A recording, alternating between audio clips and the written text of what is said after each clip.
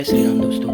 तो ऋग्वेद और अथर्ववेद के कई जगह पे विमान का उल्लेख आया है और वेदों में अंतरिक्ष यात्रा, वेदों में अनेक मंत्रों में अंतरिक्ष यात्रा का उल्लेख है। विमान के लिए दिव्य रथ या आकाशीय नौका शब्द का प्रयोग हुआ है। एक मंत्र में आकाश में विचरण करने वाली आकाशीय नौका का उल्लेख है। इसमें अपूर्व का भी शब्द से संकेत किया गया है कि इस पर जल का प्रभाव नहीं होता है। यह अथर्ववेद का मंत्र है। और इसके पश्चात ऋग्वेद के एक मंत्र में जिसका जो मंत्र यह है, त्रिबंधुरेणम त्रिविता रथेन त्रिचक्रेण सुवृता यात मरुवाक, इसमें उल्लेख किया गया है कि 3 सीट वाले त्रिकोण 3 पहिए वाले दिव्य रथ से अश्विनी देव आए।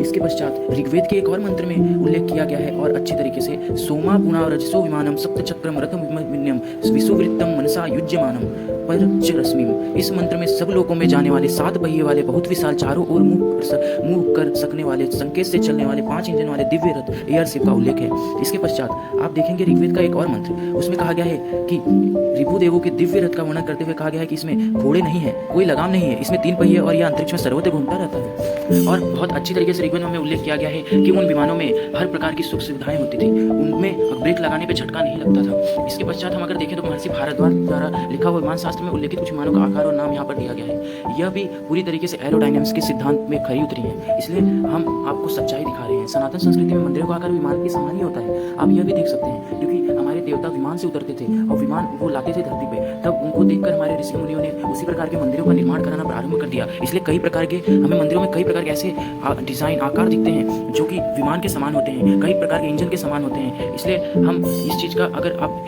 एग्जाम्पल मांगे या सच्चाई मांगे तो मैं आपको बताना चाहूँगा, शिवकर बापूजी तलपड़े ने सबसे पहले विमान का शास्त्र से ज्ञान प्राप्त करके उन्होंने मुंबई के एक बीच पर उन्होंने अपने द्वारा बनाया हुआ एक विमान उड़ाया था। लेकिन उस टाइम पे अंग्रेजों ने उनके इस कार्य पर प्रतिबंध लगा के उनका पूरा ज्ञान जितना भी उन्होंने किया था रिसर्च, उसको ले जाकर उन्होंने राइट ब्रदर्स को दिया और राइट ब्रदर्स ने जो है वही तरीके इस्तेमाल करके उन्होंने फर्स्ट टाइम उड़ाया, जिससे ये सिद्ध होता है कि भारतीय ने सबसे पहले विमान उड़ाया था, ना कि राइट ब्रदर्स ने। तो हमें शिवकर